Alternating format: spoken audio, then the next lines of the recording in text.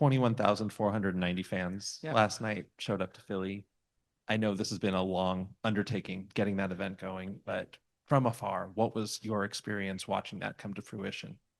Honestly, it was just incredible. I think to see the build up, see the announcement that we were going to Philly, just the fans continuing to kind of talk about it, the players, especially Tosh and Ka, wanting to go back home and play in front of that crowd. But even watching the game, it was just like the games, people were tuned in, they were locked in. Some of them probably, well, most of them probably haven't came to an Unrivaled game live. And I thought that both games didn't disappoint. And, Marina with the nightcap of 47 and having the crowd on their feet the entire game was something that was really exciting. This was amazing. Like, even when we were warming up, the crowd was screaming and they were just really there to support. And you look up in the stands and you just see so many different colored jerseys because there's just so many women to support. And so that's really, really huge. And it's beautiful to see, just because we feel like, again, like the women before us paved the way. And now we're finally getting the recognition, the media coverage, accessibility on TV. Like, we're playing in an NBA arena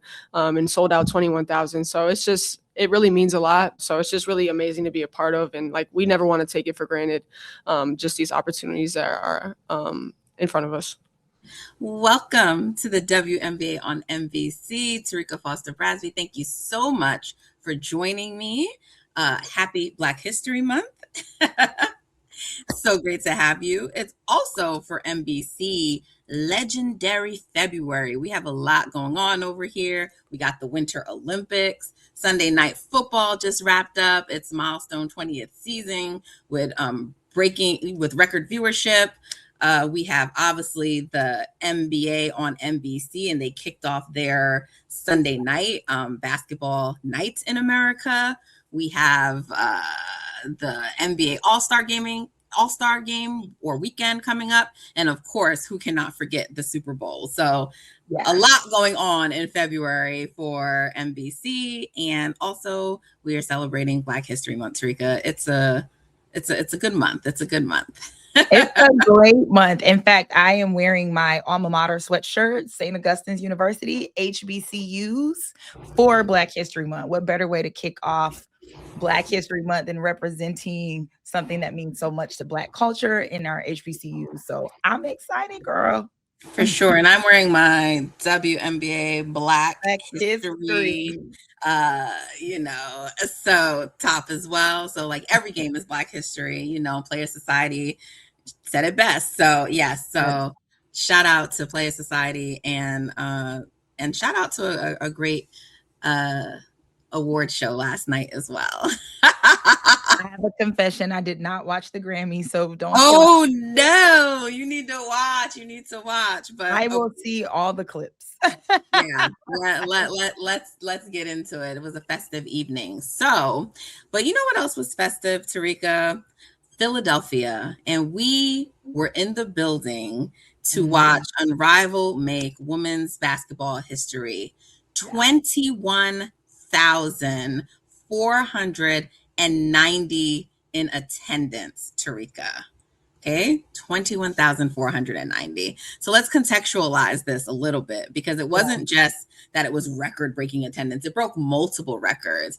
Okay, so it's the all-time attendance record for a professional women's basketball regular season game. All right. It is the all-time attendance record for a professional basketball game, men's or women's, at Xfinity.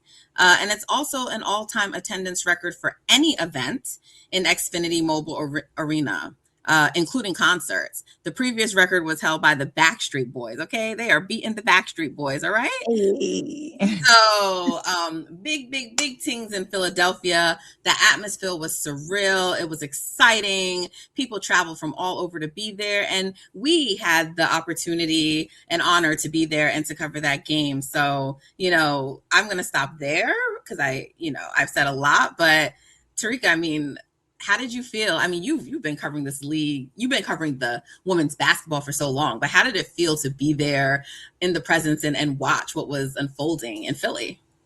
Well, I'm glad I made the decision to go, because at first I wasn't going to go. And it really didn't have anything to do with not wanting to attend Unrivaled, because who doesn't want to do that? But it was just, it's going to be sold out. It's cold. There's been snowstorms. They were predicting there was going to be bad weather this upcoming weekend anyway.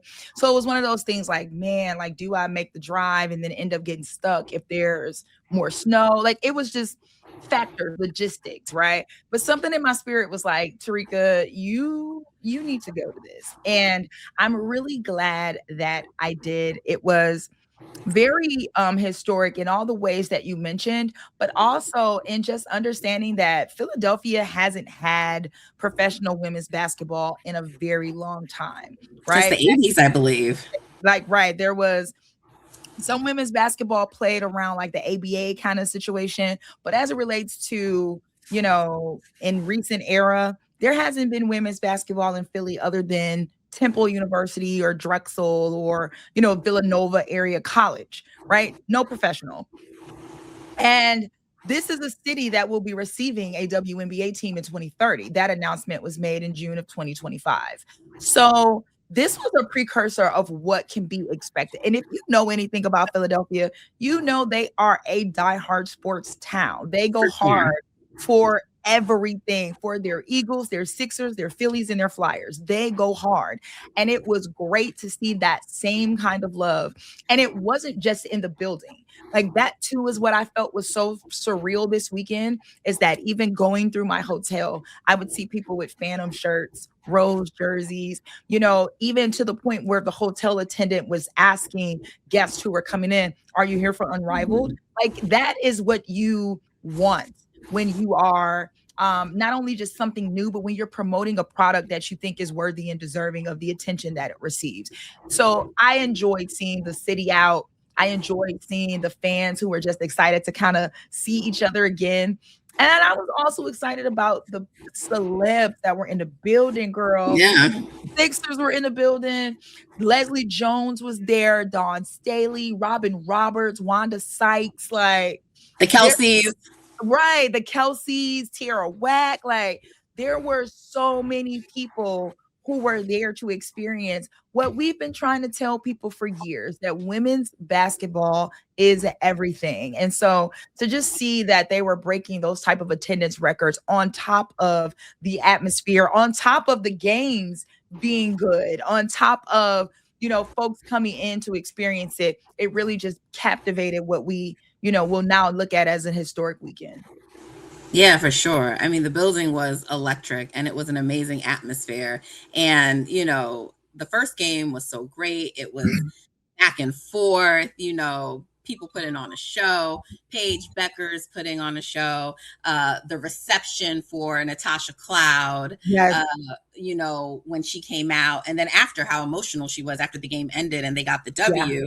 But rightfully deserving of the welcome that she got. But it was a beautiful welcome in her hometown for her homecoming.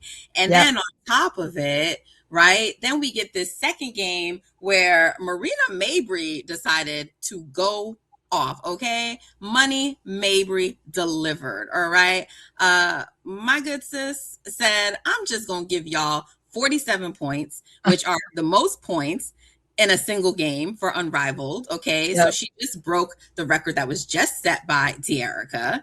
Then she also made 10 threes out of 15.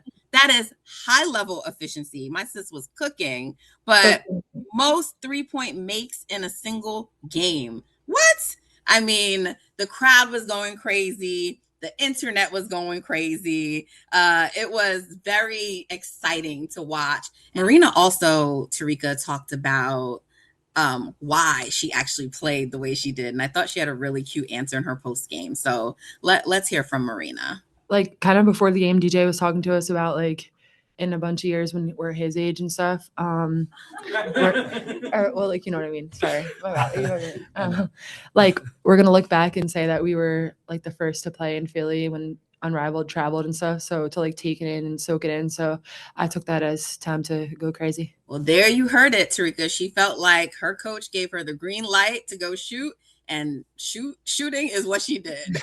Yeah. Terrika, at one point, okay, she had 7 of 8 from 3, 27 points in 7 minutes. All right. And then she had 45 points through the first 3 quarters. I mean, she went crazy. She went crazy. And let's keep in mind, too, Marina is a Jersey girl, and Jersey is just across the street from Philly. So there for a moment kind of felt like, well, wait a minute, whose homecoming are we here to see? Are we watching Kyle's homecoming, or are we watching Marina's homecoming? Because I don't know who, like, I'm confused with this energy in the building. And it was so incredible. 27 points in the first quarter. It was like she could not be stopped. And every time she went up for a shot, the crowd continued to energize her. So it was really dope. And then after the game, she was, talking to some fans and taking some photos, and she was just like, she needed Rock to do star. it. She was just a complete star. And she also clarified that she absolutely pre-played for the crash out jar. So because there was a moment in the game where we were like, crash out Marina is coming. So it gave you literally everything, but I really love this for her. She's been a player that has, traveled over the last couple of years in terms of her career moves in the WNBA. And there have been some questions about, where she's going to be, her consistency, what next year would look like for her. And we saw last year that Napheesa Collier was a player who got really amped up and really set it off in Unrivaled and used that to fuel her into the WNBA season. I have no doubt that a game like Friday can literally be something that sparks Marina to gear her up for the next level of her career and for what can happen when the WNBA does resume. So I was excited for Marina, very happy for her. For sure. And that 27 points that you brought up, also a record, the most points in a quarter at Unrivaled. So, yeah, Marina did her thing and the players did their thing. And Philly Unrivaled delivered. It was exciting. It was a great moment for women's basketball. And I don't know that Philly can wait 5 years for another team. So they might have to make another trip back there soon.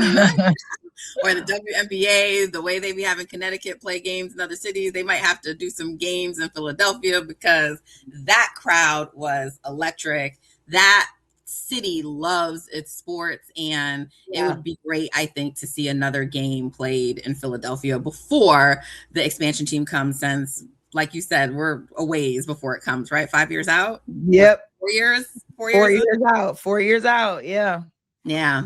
Well, Terrika, thank you so much, as always, for joining me for the WNBA on NBC. Always appreciate your insightfulness and just everything you offer to this space. And let me just give you some flowers real quick, because Terrika has been here. She is an OG, but in the best way, and she knows this space like no other. So I really appreciate you joining me for this conversation. Guys, please make sure you tune in to our YouTube channel and subscribe, the WNBA on NBC, so you do not miss out.